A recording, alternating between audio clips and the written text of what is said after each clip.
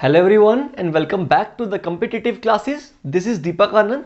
सो हम लोग जैसा कि आप सब जानते हैं एमसीक्यूज पार्ट डिस्कस कर रहे हैं हमारे अकाउंटिंग की एंड बुक कीपिंग का। एंड हमारा जो मोटिव है that is we are getting concept through questions. तो हमने इससे पहले अपना एक चैप्टर कंप्लीट कर लिया है। प्लेलिस्ट का लिंक आपको डिस्क्रिप्शन बॉक्स में मिल जाएगा। आप फर्स्ट चैप्टर के एमसीक्यूज देख सकते हो। हमने अराउंड 3 वीडियोस उस चैप्टर की अपलोड की हैं एंड उसमें हमने ना ही सिर्फ एमसीक्यूज को डिस्कस किया है बल्कि हमने उसके बीच के कंसेप्ट को भी सीखा है। हर एक चीज़ हमने माइन्यूटली डिस्कस की है। तो इसी तरह से पहला चैप्टर था हमारा इंट्रोडक्शन टू फाइनेंशियल अकाउंटिंग और सेकेंड चैप्टर जो हमारा चल रहा है उस चैप्टर का नाम है हमारा accounting principle and concepts. This is also very important कि इसके बेसिस पे आपको कोई ना कोई क्वेश्चन आएगा। हम लोग ये टारगेट लेके चल रहे हैं कि हम हर एक टॉपिक के 30-30 एमसीक्यूज को डिस्कस करेंगे एंड उनके कंसेप्ट को सीखेंगे। पर lecture we are discussing 10 MCQs. तो इस चैप्टर के फर्स्ट पार्ट जो था हमारा उसमें हमने ऑलरेडी 10 एमसीक्यूज को डिस्कस कर लिया है। आज हम क्वेश्चन नंबर 11 से स्टार्ट करेंगे। चलिए गाइस मूव करते हैं क्वेश्चन नंबर 11 पे। क्वेश्चन नंबर 11 है according to the accrual concept. Accrual concept के according the financial transaction is recorded कि फाइनेंशियल ट्रांजेक्शन को हम कब रिकॉर्ड करते हैं। तो सबसे पहले तो हमको समझना पड़ेगा कि स्टूडेंट्स एक्रूअल कंसेप्ट होता क्या है। ठीक है, तो एक्रूअल कंसेप्ट हमारा कहता है कि all revenues and cost are recognised, कि सारे के सारे all revenue and costs are recognised when they are earned। जब हम उसको क्या कर लें, अर्न कर लें या incurred। ठीक है, अगर आपका रेंट जो है वो आपने देना है किस डेट को, एग्जांपल दे रहा हूं, आपका रेंट जो है वो ड्यू हो रहा है 20/1/2020 को। ठीक है, 20 जनवरी 2020 को आपका रेंट ड्यू हो रहा है लेकिन आपने इसको पे नहीं किया। अब कोई फर्क नहीं पड़ता कि आप इसको पे कर रहे हो या नहीं कर रहे हो।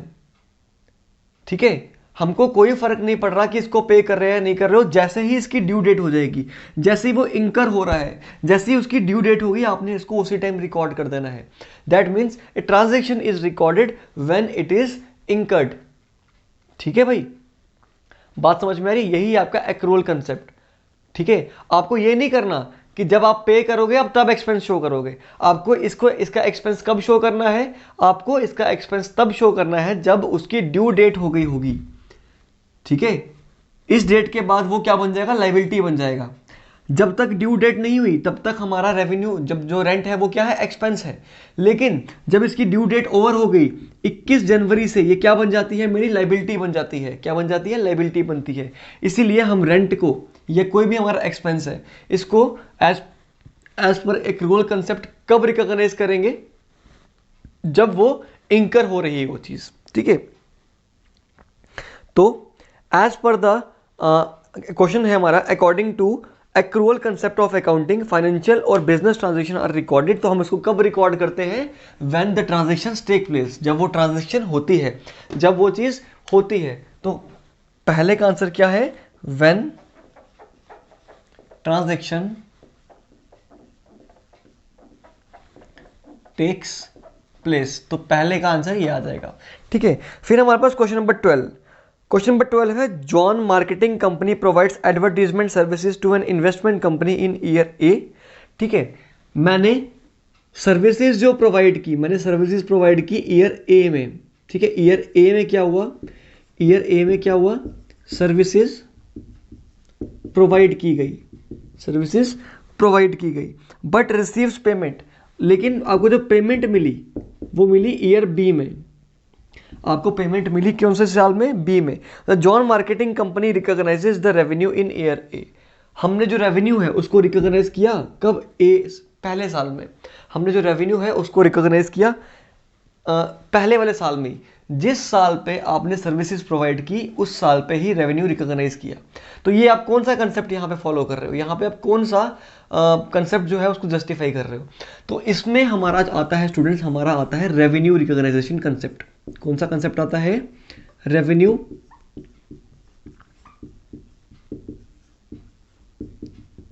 कंसेप्ट। अब इस कंसेप्ट को थोड़ा डिटेल में अगर मैं समझाऊं तो इसका मतलब यह है कि हमको रेवेन्यू को रिकॉग्नाइज कब करना है, हमने रेवेन्यू को रिकॉग्नाइज कब करना है, जब आपने उसको अपनी सर्विसेज दे दी।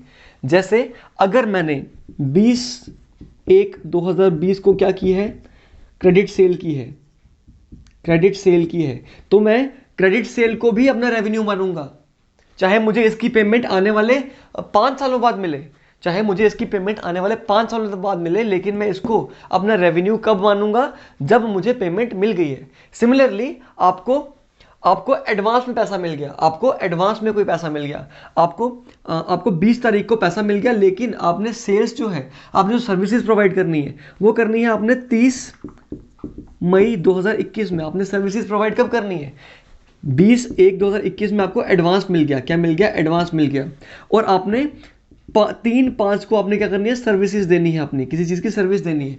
तो रेवेन्यू को कब रिकॉग्नाइज करना है आपने रेवेन्यू को तब रिकॉग्नाइज करना है जब आपकी सर्विसेज जो है वो आप रेंडर कर रहे हो, ठीक है, जब अपनी सर्विसेज आप प्रोवाइड कर रहे हो, जब आपकी सेल्स हो रही हैं, तब आप इसको क्या करते हो। अब वो सेल्स चाहे कैश हो चाहे क्रेडिट हो, चाहे पेमेंट आपको आज मिले या कल मिले, आपको ट्रांजैक्शन को, आपने रेवेन्यू को कब रिकॉग्नाइज करना है, आपने रेवेन्यू को रिकॉग्नाइज करना है उस टाइम पे जब आपकी वो ट्रांजैक्शन हो रही है। ठीक है, चलिए आगे है, एक कंपनी इज गोइंग कंसर्न। अच्छा, इस क्वेश्चन का आंसर क्या आ जाएगा, रेवेन्यू रिकॉग्नाइजेशन कंसेप्ट। इस क्वेश्चन का आंसर क्या आ जाएगा, रेवेन्यू रिकॉग्नाइजेशन कंसेप्ट। ठीक है, क्वेश्चन नंबर 13 पे आते हैं हम। क्वेश्चन नंबर 13 है, a company is going concern. Going concern क्या कंसेप्ट था कि a company is going to run till eternity. ठीक है, कि हमारी जो कंपनी है वो कब तक चलती रहेगी, till the end of the world, कि हमारा बिजनेस कभी भी बंद नहीं होगा। तो क्वेश्चन में पूछा है हमसे, a company is a going concern if, एक कंपनी जो है, एक कंपनी हमारी गोइंग कंसर्न कब है, तो if it's balance sheet shows fine. देखो, हम हमेशा गोइंग कंसर्न कब लेते हैं, जब तक हमारा फ्यूचर में बिजनेस बंद करने का प्लान नहीं है। ठीक है, हम हमेशा यही एज्यूम करते हैं, चाहे हमारे फाइनेंशियल कंडीशन सही हो चाहे नहीं हो, चाहे मेरे पास पैसा हो नहीं हो, मैं हमेशा ये एज्यूम करता रहता हूं कि मेरा बिजनेस जो है वो बहुत देर तक चलता रहेगा। This is the concept. ये कौन सा कंसेप्ट है, ये हमारा कंसेप्ट है, कौन सा भाई, गोइंग कंसर्न कंसेप्ट, ये गोइंग कंसर्न एजम्पशन। ठीक है, तो हम कब बोल सकते हैं कि हमारा बिजनेस गोइंग कंसर्न है, if there is no evidence then there will have to cease the operation। तो हम कब मान के चलेंगे कि हमारा बिजनेस जो है वो गोइंग कंसर्न है, जब हमने सोचा ही नहीं होगा कि हमारा बिजनेस जो आने वाले टाइम में बंद होने वाला है। जब तक मेरा प्लान नहीं है, जब तक मेरा प्लान नहीं है बिजनेस बंद करने का, तब तक मेरा जो बिजनेस है वो क्या है, वो गोइंग कंसर्न ही रहेगा। ठीक है, तो क्वेश्चन नंबर 13 का आंसर जो है वो है, आज लिख देता हूं यहाँ पे, सी ऑप्शन है। ठीक है, 14th क्वेश्चन पे आते हैं हम। 14th क्वेश्चन है, which of the following concept और principle states that transaction of the business must be recorded separately from those its owner. कि बिजनेस की ट्रांजैक्शन, ये बिजनेस की ट्रांजैक्शन और ये उसके ऑनर की ट्रांजैक्शन, दोनों को आपको सेपरेटली रिकॉर्ड करना है। तो ये कौन सा कंसेप्ट है, तो ये है हमारा बिजनेस एंटिटी कंसेप्ट। कौन सा कंसेप्ट है, बिजनेस एंटिटी कंसेप्ट, यह है बिजनेस एंटिटी कंसेप्ट। गाइस, अगर आपको लेक्चर अच्छे लग रहे हैं, कुछ सीखने के लिए मिल रहा है, तो प्लीज़ लेक्चर को लाइक कीजिए, शेयर कीजिए, सब्सक्राइब कीजिए। And if you want to join our offline classes और online classes, you can contact us at the numbers given in description box और ऑन द स्लाइड्स। राइट, चलिए question number 15 पे move करते हैं हम। The business और economic entity concept is applicable to. जो हमारा बिजनेस एंटिटी कंसेप्ट है वो किसके लिए एप्लीकेबल है, तो बिजनेस एंटिटी कंसेप्ट जो है वो हर एक तरह के बिजनेस के लिए एप्लीकेबल है। जो भी हमारा बिजनेस एंटिटी कंसेप्ट है, वो चाहे हमारा सोल प्रोप्राइटरशिप हो, चाहे पार्टनरशिप फर्म हो, चाहे कंपनी हो, सबके लिए अवेलेबल है, सबके लिए एप्लीकेबल है। तो हमारा आंसर क्या आएगा students, all of the above. तो हमारा आंसर क्या आ जाएगा, all of the above. Question number 16 है हमारा, which of the following states that transaction is not recorded in books of accounts unless it is measured in term of money. तो कौन सा ऐसा कंसेप्ट है जो हमको बोलता है कि हमको तब तक ट्रांजैक्शन को रिकॉर्ड नहीं करना जब तक हम उसको पैसे में ना नाप पाए. तो ये कौन सा कंसेप्ट है? Money measurement concept. ये कौन सा कंसेप्ट है? Money measurement concept. तो यहाँ पे कौन सा, यहाँ पे है आपका मॉनिटरी यूनिट एजम्पशन है, ठीक है, बट इसको हम क्या बोलते हैं? Money measurement. मनी मेजरमेंट या मॉनिटरी यूनिट कंसेप्ट, ठीक है, ये दोनों एक ही चीजें हैं. क्वेश्चन नंबर 17 पे आते हैं स्टूडेंट्स. 17 है, which of the following states that the life of the business can be divided into equal periods. कौन सा ऐसा कंसेप्ट है जो कि बताता है कि बिजनेस की लाइफ जो है उसको हमने इक्वल पीरियड्स में डिवाइड किया होता है. ये पूरे टाइम को हम क्या बोलते हैं? Life of business. क्या बोलते हैं? Life of business. तो कौन सा हमारा ऐसा कंसेप्ट है जो कि बोलता है कि आपको बिजनेस को अपनी लाइफ में तोड़ के रखना? तो वो कंसेप्ट कौन सा है? Periodicity concept. Periodicity concept. ये कंसेप्ट बोलता है कि आप अपने बिजनेस की लाइफ को तोड़ के रख सकते हो अलग अलग पार्ट्स में. मैं पहले भी इसके बारे में डिस्कस कर चुका हूं कि हम इसको डिवाइड क्यों करते हैं? To make comparison. हमने बिजनेस की लाइफ को छोटे छोटे पीरियड्स में, नॉर्मली ये 1 ईयर का पीरियड होता है, नॉर्मली क्या होता है? 1 ईयर का, लेकिन ये 3 मंथ्स का भी हो सकता है, 6 मंथ्स का भी हो सकता है. तो हमने इसको छोटे छोटे पीरियड्स में डिवाइड क्यों किया होता है स्टूडेंट्स? हमने डिवाइड इसलिए किया होता है ताकि हम लोग कंपैरिजन कर पाए. पहले साल का कंपैरिजन इसके साथ, इसके साथ, इसके साथ, इसके साथ, हर किसी के साथ कंपैरिजन कर पाए. इसलिए हम क्या करते हैं? पीरियोडिसिटी पीरियड को, पीरियोडिसिटी कंसेप्ट को फॉलो करते हैं, ठीक है. Next is question number 17. तो इसका अच्छा 17 का हो गया, क्या आ गया? पीरियोडिसिटी, ठीक है. यहां पे क्या ऑप्शन दिया वो आपको?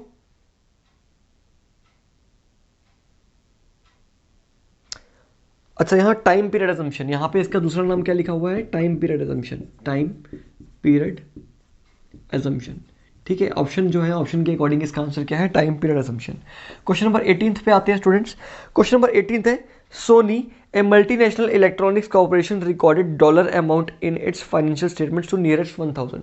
दैट मीन्स उसने राउंड ऑफ कर दिया. उसका बन रहा होगा अमाउंट, बन रहा होगा कितना? 1001 रुपये बन रहा होगा, उसका 1001 बन रहा होगा, लेकिन उसने क्या कर दिया? इसको क्या कर दिया? 1000 लिख दिया. तो ये कौन सा कंसेप्ट फॉलो किया? यहाँ पे हमने कौन सा फॉलो किया? मेटेरियलिटी की. हम छोटी मोटी चीज़ों को यहाँ पे क्या कर सकते हैं? इग्नोर कर सकते हैं. तो this is materiality concept. This is what? This is our materiality concept, ठीक है भाई.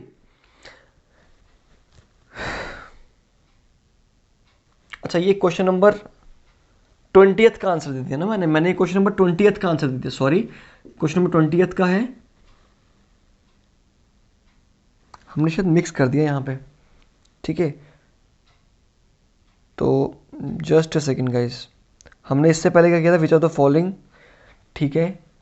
18th का आंसर क्या लिखा? हमने क्वेश्चन थोड़े उल्टे पुल्टे कर दिए, आई एम रियली सॉरी. मैं आपको एक बार क्वेश्चन दोबारा बता दूं.